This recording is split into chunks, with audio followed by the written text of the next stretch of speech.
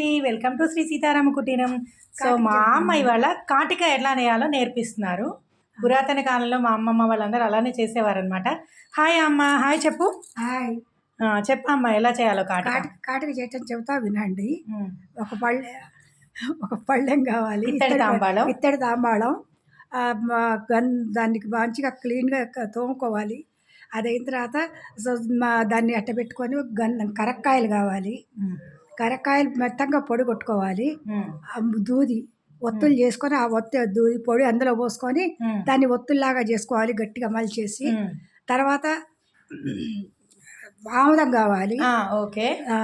ఆముదం అయిన తర్వాత ఈ పళ్ళానికి మనం గంధం, మంచి గంధం కచ్చక తీసి అరగ తీసి రాసుకోవాలి. గంధం చెక్కతో గంధం తీసి రాయాలన్నమాట. గంధగా అరగ తీసి రాసుకోవాలి.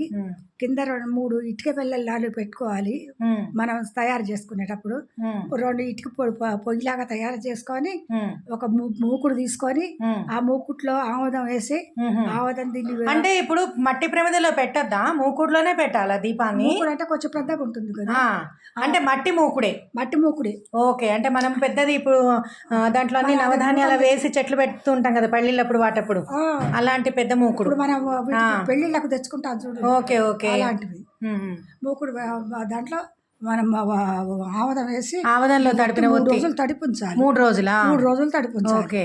తడిపించి ఒక్కొక్క ఒత్తి చొప్పున వేస్తూ పెట్టుకుంటుండాలి. 3 ఒత్తులు తయారు చేసుకోవాలా? 3 ఒత్తులు తయారు చేసుకోవాలి. ఒక ఒత్తి కంప్లీట్ అయ్యాక ఇంకో ఒత్తా మన కాటికని బట్టి 2 జాలంటే 2 చేసుకోవచ్చు.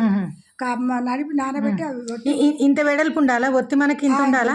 ఇంత ఉండాలి. అంత మందం ఉండాలా? గట్టిగా చేశాక మంచిగా చేసిన తర్వాత ఇంత ఉండాలి. ఓకే. దాన్ని మనం సన్నగా వెలిగించి పెట్టాలి. ఇప్పుడు ఆ ఒత్తి లోపలనే ఈ కరకాయ పొడి అంతా కూడా మనం అప్లై చేసి పెట్టేసుకోవాలి.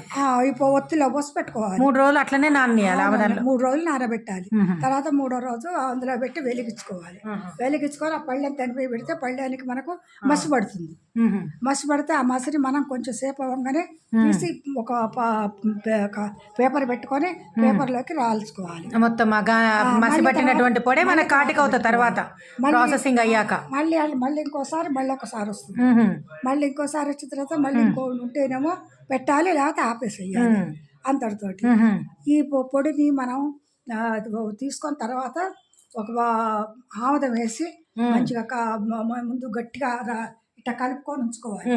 గట్టిగా కలిపి ఉంచిన తర్వాత దానికి నీళ్లు దారెత్తాలి. నీళ్లు దారెత్తి మరి అది వెళ్ళిపోదా? కాటికంతా బయటకు వెళ్ళిపోదా నీళ్ళు వేస్తే? ఆముదం వేస్తాం కదా, ఆముదం పట్టుకొని ఉంటుందేమో. ఆముదం వేసుకొని కలుపుకుంటున్నా పట్టుకొని ఉంటుంది. ఓకే. ఎన్ని నీళ్ళు వేయాలి? మనం 2 బిందెల నీళ్లు పోటు దారి. ఓకే.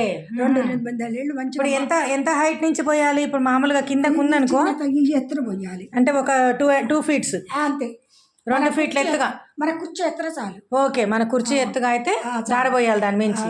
పోసేయాలి. దానివల్ల ఏంటి? నలకలన్నీ వెళ్ళిపోతాయా? ఆ నలకలన్నీ బయటకు వెళ్ళిపోతాయి. అంటే గంధపు ఉంటాయి కదా, అవును, అవన్నీ వెళ్ళిపోతాయి.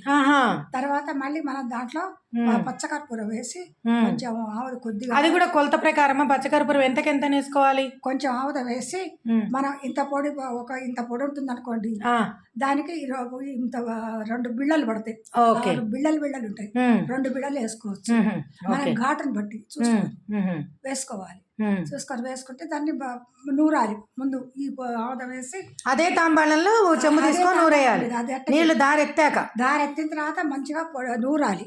నూరిన తర్వాత లాస్ట్ లో పచ్చకర్పూరం వేసి నూరాలి. కొద్దిగా ఎక్కువసేపు ఉంచకూడదు, ఘాటు పోతుంది.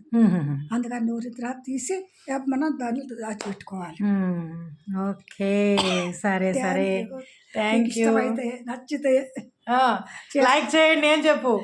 మా అమ్మాయి ఛానల్ ని లైక్ చేయండి, సబ్స్క్రైబ్ చేయండి. బాయ్.